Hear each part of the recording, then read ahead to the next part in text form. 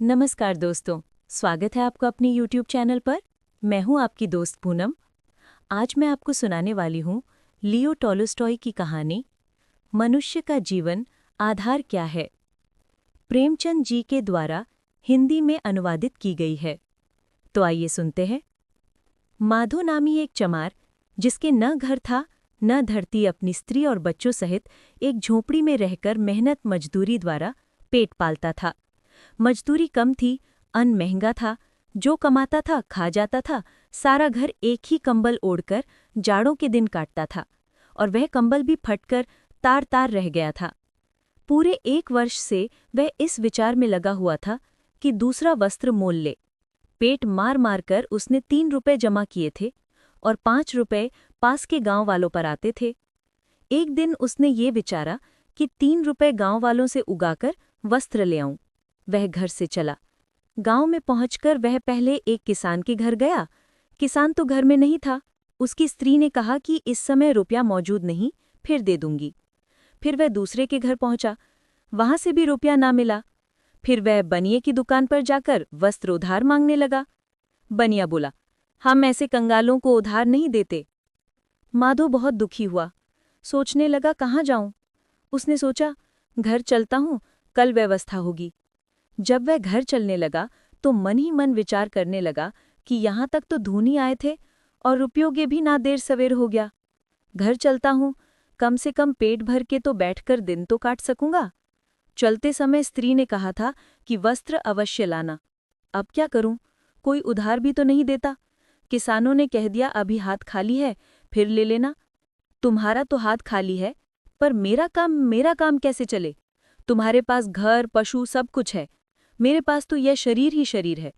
तुम्हारे पास अनाज के कोठे भरे पड़े हैं, मुझे एक एक दाना मोल लेना पड़ता है। 7 दिन में 3 रुपए तो केवल रोटी में खर्च हो जाते हैं। क्या करूं, कहाँ जाऊं। हे भगवान, सोचता हुआ मंदिर के पास पहुंचकर देखता क्या है कि धरती पर कोई श्वेत वस्तु पड़ी है। अंधेरा हो गया, साफ न दिखाई देता था। माधो ने समझा कि किसी ने इसके वस्त्र छीन लिए हैं। मुझे क्या मतलब, ऐसा ना हो इस झगड़े में पड़ने से मुझ पर कोई आपत्ति खड़ी हो जाए। चल दो। थोड़ी दूर गया था कि उसके मन में पछतावा हुआ। मैं कितना निर्दयी हूं, कहीं वे बेचारा भूखों न मर रहा हो। कितनी शर्म की बात है कि मैं उसे इस दशा में छोड़ चला जाता हूं। वह लौट पड़ा और उस आदमी के पास जाकर खड़ा हो गया। पास पहुंचकर माधो ने देखा कि वह मनुष्य भला चंगा जवान है, केवल शीत से दुखी हो रहा है। उस मनुष्य को आंख भरकर देखना था कि माधो को उस पर दया आ गई। अपना कोट उतारकर बोला, ये समय बातें करने का नहीं, ये कोट पहन लो और मेरे संग चलो।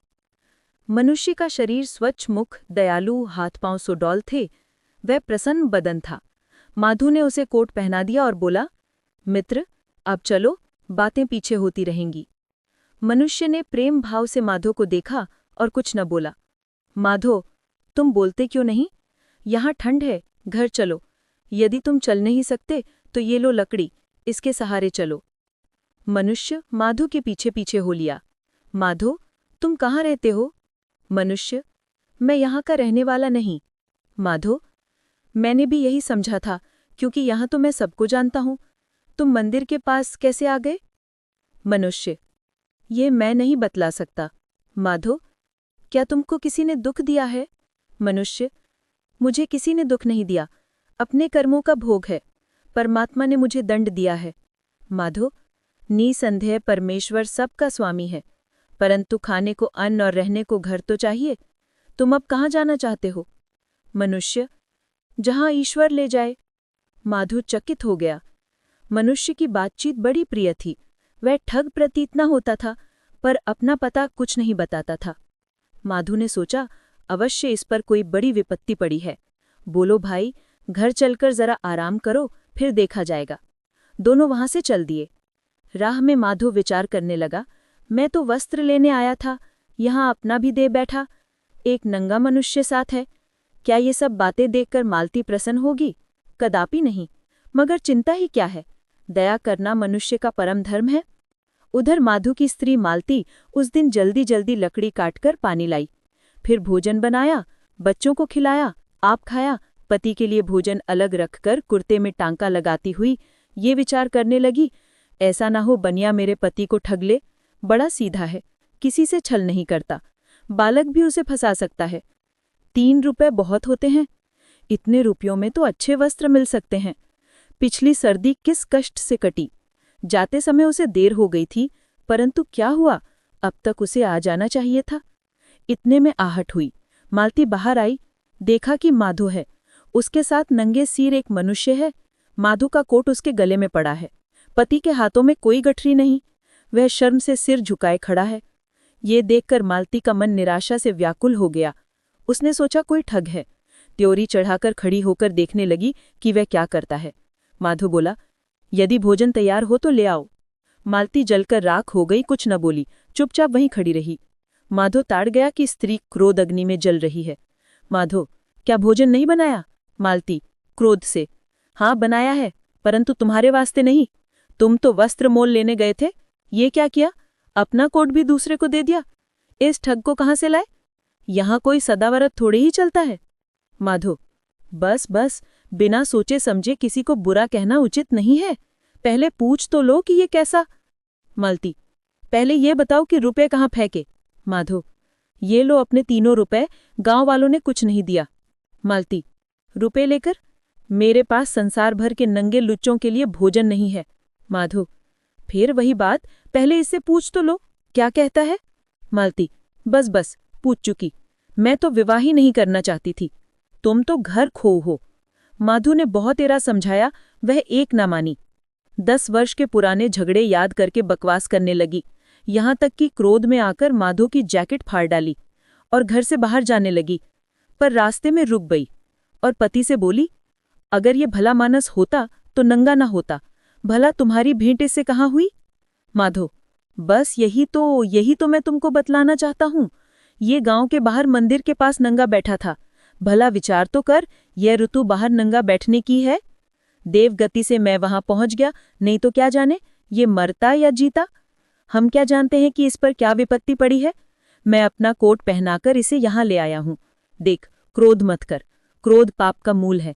एक दिन हम सबको ये संसार छोड़ना है। मालती कुछ कहना चाहती थी, पर मनुष्य को देखकर चुप हो गई। वह आंखें मूंदे घुटनों पर हाथ रखे मौन धारण किए हुए बैठा था। माधो, प्यारी, क्या तुम में ईश्वर का प्रेम नहीं?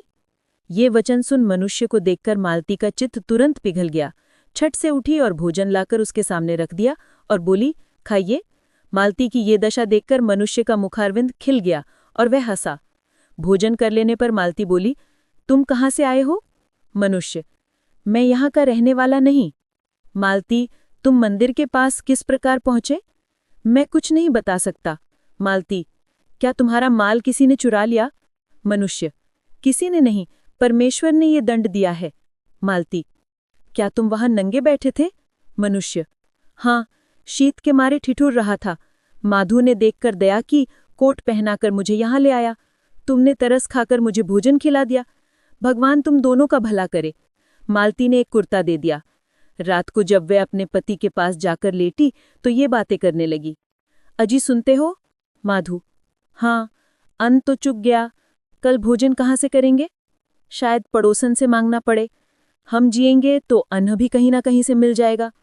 अच्छा, वह मनुष्य अच्छा आदमी मालूम होता है, अपना पता क्यों नहीं? बतलाता क्या जानू, कोई कारण होगा। हम औरों को देते हैं पर हमको कोई नहीं देता। माधव ने इसका कुछ उत्तर नहीं दिया, मुंह फेर कर सो गया। प्रातः काल हो गया, माधव जागा, बच्चे अभी सोए पड़े थे। मालती पड़ोसन से अन्न मांगने गई थी। अजनबी मनुष्य भूमि पर बैठा आकाश की ओर देख रहा था, परंतु उसका मुख अब प्रसन्न था। माधव मित्र, पेट रोटी मांगता है, शरीर वस्त्र, अतः काम करना आवश्यक है। तुम कोई काम जानते हो? मनुष्य, मैं कोई काम नहीं जानता। माधव, अभ्यास बड़ी वस्तु है, मनुष्य यदि चाहे तो सब कुछ सीख सकता है। मनुष्य, मैं सीखने को तैयार हूं, आप सिखा दीजिए। माधव, अच्छा, तुम्हारा नाम क्या है? नाम? मैकू भाई। मैकू, यदि तुम अपने हाल सुनाना नहीं चाहते तो भाई ना सुनाओ, परंतु कुछ काम अवश्य करो। जूते बनाना सीख लो और यहीं रहो। मैकू, बहुत अच्छा। अब माधव ने मैकू को सूत बांटना, उस पर मोम चढ़ाना, जूते सीना आदि काम सिखाना शुरू कर दिया। मैकू 3 दिन में ऐसे जूते बनाने लगा मानो सदा से चमार का ही काम करता रहा हो। वो घर से बाहर नहीं निकलता था, बोलता भी बहुत कम था। अब तक वो केवल एक बार उस समय हंसा था जब मालती ने उसे भोजन कराया था, फिर वो कभी नहीं हंसा। धीरे धीरे 1 वर्ष बीत गया। चारों ओर धूम मच गई कि माधव का नौकर मैकू जैसे पक्के मजबूत जूते बनाता है, दूसरा कोई नहीं बना सकता। माधव के पास बहुत काम आने लगा और उसकी आमदनी बहुत बढ़ गई। एक दिन माधव और मैकू बैठे काम कर रहे थे कि एक गाड़ी आई। उसमें से एक धनी पुरुष उतर झोंपले के पास आया। मालती ने झट से किवाड़ खोल दिए। वो भीतर आ गया। माधव ने उठकर प्रणाम किया। उसने ऐसा सुंदर पुरुष पहले कभी नहीं देखा था। वो स्वयं दुबला था, मैकू और भी दुबला, और मालती तो हड्डियों का पिंजरा थी। ये पुरुष तो किसी दूसरे ही लोक का वासी जान पड़ता था। लाल मुंह, चौड़ी छाती, तनी हुई गर्दन, मानो सारा शरीर लोहे में लाल हुआ है। पुरुष: तुम में उस्ताद कौन है? माधव: हुजूर मैं। पुरुष चमड़ा दिखाकर: तुम ये चमड़ा देखते हो? जी हुजूर। तुम जानते हो कि ये किस जात का चमड़ा है? माधव: महाराज, ये चमड़ा बहुत अच्छा है। पुरुष: अच्छा, मूर्ख कहीं का, तुमने शायद ऐसा चमड़ा कभी नहीं देखा होगा। ये जर्मन देश का चमड़ा है, इसका मोल 20 रुपए है। माधव: भैसे भला महाराज, ऐसा चमड़ा मैं कहाँ से देख सकता था? पुरुष: अच्छा, तुम इसका बूट बना सकते हो? जी हुजूर, बना सकता हूँ। हाँ, हुजूर की बात नहीं, समझ लो कि चमड़ा कैसा है और बनवाने वाला कौन है। यदि साल भर के अंदर कोई टांका उखड़ गया अथवा जूते का रूप बिगड़ गया तो तुझे बंदी खाने जाना पड़ेगा, समझा नहीं तो? 10 रुपये मजूरी मिलेगी। माधव ने मैकू की ओर कनखियों से देखकर धीरे से पूछा कि काम ले लूं? उसने कहा, हाँ ले लो। माधव नाप लेने लगा। पुरुष: देखो, नाप ठीक लेना, बूट छोटा ना पड़ जाए। मैकू की तरफ देखकर: ये कौन है? मेरा कारीगर सरकार। मैकू से: ओहो, देखो बूट 1 बरस चल चाहिए, पूरा 1 बरस, कम नहीं, समझे? मैकू का उस पुरुष की ओर ध्यान ही नहीं था। वो किसी और ही धुन में मस्त बैठा हंस रहा था। पुरुष क्रोध से: मूर्ख, बात सुनता है कि हंसता है? देखो, बूट बहुत जल्दी तैयार करना, देर ना होने पाए। बाहर निकलते समय पुरुष का मस्तक द्वार से टकरा गया। माधव बोला, सिर है कि लोहा, किवाड़ी तोड़ डाला था।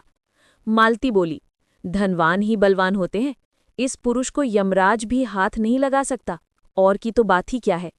उस आदमी के जाने के बाद माधव ने मैकू से कहा, भाई काम तो ले लिया है, कोई झगड़ा ना खड़ा हो जाए। चमड़ा बहुमूल्य है और ये आदमी बड़ा क्रोधी है, भूल ना होनी चाहिए। तुम्हारा हाथ साफ हो गया है, बूट काट तुम दो, सियूंगा मैं। मैकू बूट काटने लगा। मालती नित्य अपने पति को बूट काटते देखा करती थी। मैकू की काट देखकर चकी कि वो ये क्या कर रहा है। शायद बड़े आदमियों के बूट इसी प्रकार काटे जाते हों। ये विचार कर चुप रह गई। मैकू ने चमड़ा काटकर दोपहर तक स्लीपर तैयार कर लिए।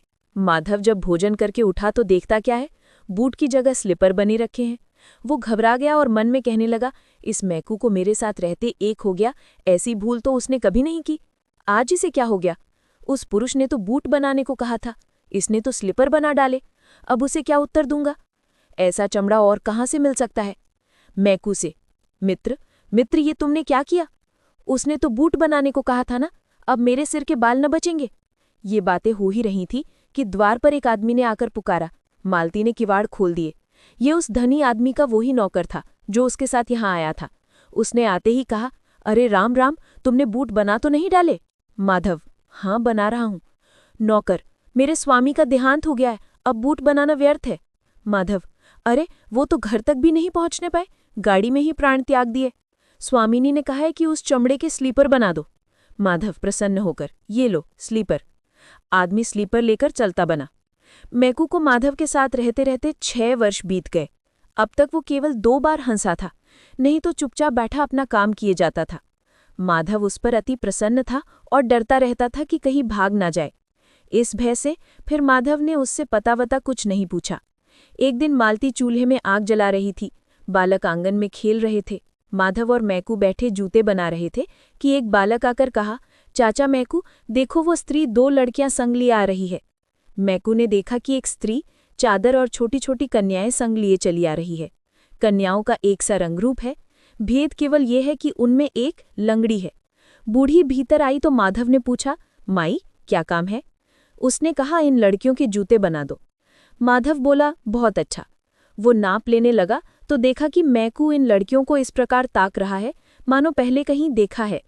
बूढ़ी, इस लड़की का एक पाँव लुंज है, एक नाप इसका ले लो, बाकी 3 पैर एक जैसे हैं, ये लड़कियां जुड़वा हैं। माधव नाप लेकर, ये लंगड़ी कैसे हो गई, क्या जन्म से ही ऐसी है? बूढ़ी, नहीं, इसकी माता ने ही इसकी टांग कुचल दी थी। मालती, तो क्या तुम इनकी माता नहीं हो? बूढ़ी, नहीं बहन, न इनकी माता हूँ न संबंधी, ये मेरी कन्याएं नहीं, मैंने इन्हें पाला है। मालती, तिस पर भी तुम इन्हें बड़ा प्यार करती हो? बूढ़ी, प्यार क्यों न करूं, मैंने अपना दूध पिला पिलाकर इन्हें बड़ा किया है।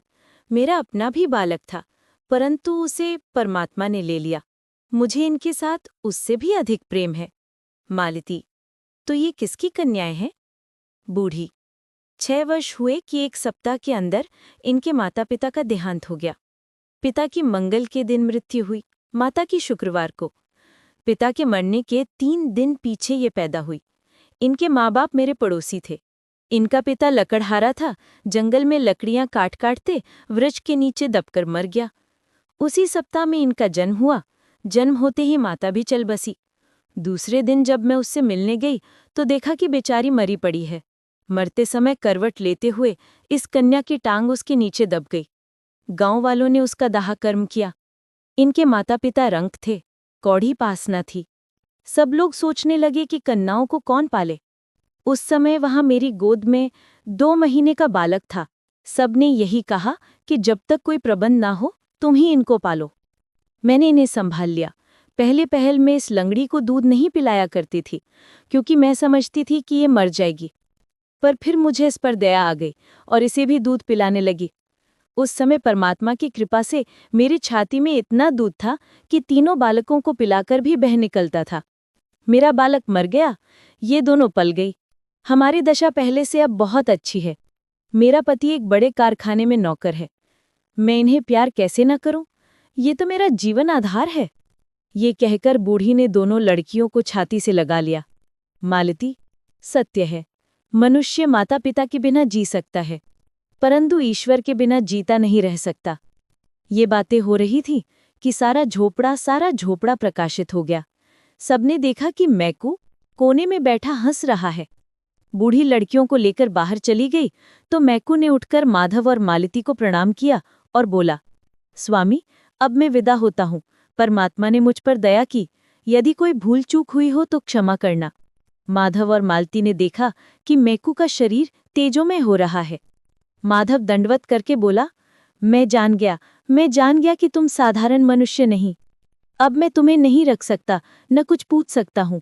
केवल ये बता दो कि जब तुम्हें मैं अपने घर लाया था तो तुम बहुत उदास थे। जब मेरी स्त्री ने तुम्हें भोजन दिया तो तुम हंसे। जब वे धनी आदमी बूट बनवाने आया तब तुम हंसे। आज लड़कियों के संग बूढ़ी आई तब तुम हंसे। ये क्या भेद है? तुम्हारे मुख पर इतना तेज क्यों है? मैकू, तेज का कारण तो ये है कि परमात्मा ने मुझ पर दया की, अपने कर्मों का फल भोग चुका। ईश्वर ने 3 बातों को समझाने के लिए मुझे इस मृत्युलोक पर भेजा था। तीनों बातें समझ गया, इसलिए मैं 3 बार हंसा। पहली बार जब तुम्हारी स्त्री ने मुझे भोजन दिया, दूसरी बार धनी पुरुष के आने पर, तीसरी बार आज बूढ़ी की बात सुनकर।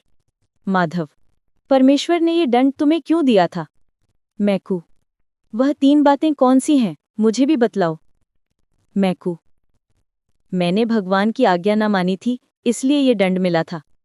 मैं देवता हूँ। एक समय भगवान ने मुझे एक स्त्री की जान लेने के लिए मृत्युलोक में भेजा। जाकर देखता हूँ कि स्त्री अति दुर्बल है और भूमि पर पड़ी है। पास तुरंत की जन्मी 2 जुड़वा कन्याएं रो रही हैं। मुझे यमराज का दूत जानकर वह बोली, मेरा पति वृक्ष के नीचे दबकर मर गया है। मेरी न बहन है न माता। इन लड़कियों का कौन पालन करेगा? मेरी जान न निकाल, मुझे इन्हें पाल लेने दे। बालक माता पिता बिना पल नहीं सकता। मुझे उसकी बातों पर दया आ गई। यमराज के पास लौटकर मैंने निवेदन किया कि महाराज, मुझे स्त्री की बातें सुनकर दया आ गई। उसकी जुड़वा लड़कियों को पालने वाला कोई नहीं था, इसलिए मैंने उसकी जान नहीं निकाली, क्योंकि बालक माता पिता के बिना पल नहीं सकता। यमराज बोले, जाओ और उसकी जान निकाल लो। और जब तक ये 3 बातें ना जान लोगे कि मनुष्य में क्या रहता है, नंबर 2 मनुष्य को क्या नहीं मिलता, नंबर 3, मनुष्य का जीवन आधार क्या है? तब तक तुम स्वर्ग में न आने पाओगे। मैंने मृत्युलोक में आकर स्त्री की जान निकाल ली। मरते समय करवट लेते हुए उसने एक लड़की की टांग कुचल दी। मैं स्वर्ग को उड़ा, परंतु आंधी आई, मेरे पंख उखड़ गए और मैं मंदिर के पास आ गिरा। अब माधव और मालती समझ गए कि मैकू कौन है। दोनों बड़े प्रसन्न हुए कि अहो भाग्य, हमने देवता के दर्शन किए। मैकू ने फिर कहा, जब तक मैंने मनुष्य शरीर धारण नहीं किया था, मैं शीत, गर्मी, भूख, प्यास का कष्ट न जानता था, परंतु मृत्युलोक में आने पर प्रकट हो गया कि दुख क्या वस्तु है। मैं भूख और जाड़े का मारा मंदिर में घुसना चाहता था, लेकिन मंदिर बंद था। मैं हवा की आड़ में सड़क पर बैठ गया। संध्या समय एक मनुष्य आता दिखाई दिया। मृत्युलोक में जन्म लेने पर यह पहला मनुष्य था जो मैंने देखा था। उसका मुख सात भयंकर था कि मैंने नेत्र मूंद लिए, उसकी ओर देख न सका। वे मनुष्य ये कह रहा था कि स्त्री पुत्रों का पालन पोषण किस भांति करे, वस्त्र कहाँ से लाए, इत्यादि। मैंने विचारा, देखो, मैं तो भूख और शीत से मर रहा हूं, ये अपना ही रोना रो रहा है, मेरी कुछ सहायता नहीं करता। वह पास से निकल गया। मैं निराश हो गया। इतने में वह मेरे पास लौट आया। अब दया के कारण उसका मुख सुंदर दिखने लगा। माधो, माधो, वह मनुष्य तुम थे जब तुम मुझे घर लाए थे। मालती का मुख तुमसे भयंकर था क्योंकि उसमें दया का लेश मात्र न था, परंतु जब वे दयालु होकर भोजन लाई तो उसके मुख की कठोरता जाती रही। तब मैंने समझा कि मनुष्य में तत्व वस्तु प्रेम है, इसीलिए पहली बार हंसा। 1 वर्ष पीछे वे धनी मनुष्य बूट बनवाने आया। उसे देखकर मैं इस कारण हंसा कि 1 वर्ष के लिए बूट बनवा है और ये नहीं जानता कि संध्या होने से पहले मर जाएगा। तब दूसरी बात का ध्यान हुआ कि मनुष्य जो चाहता है सो नहीं मिलता, और मैं दूसरी बार हंसा। 6 वर्ष पीछे आज ये बूढ़ी आई तो मुझे निश्चय हो गया कि सबका जीवन आधार परमात्मा है, दूसरा कोई नहीं, इसलिए तीसरी बार हंसा। मैकू प्रकाश स्वरूप हो रहा था, उस पर आंख नहीं जमती थी। वह फिर कहने लगा, देखो, प्राणी मात्र प्रेम द्वारा जीते हैं, केवल पोषण से कोई नहीं जी सकता। वह स्त्री क्या जानती थी कि उसकी लड़कियों को कौन पालेगा? वह धनी पुरुष क्या जानता था कि गाड़ी में ही बर जाऊंगा, घर पहुंचना कहाँ? कौन जानता था कि कल क्या होगा, कपड़े की जरूरत होगी कि कफन की? मनुष्य शरीर में मैं केवल इस कारण जीता बचा कि तुमने और तुम्हारी स्त्री ने मुझसे प्रेम किया। वे अनाथ लड़कियां इस कारण पली कि एक बूढ़ी ने प्रेमवश होकर उन्हें दूध पिलाया।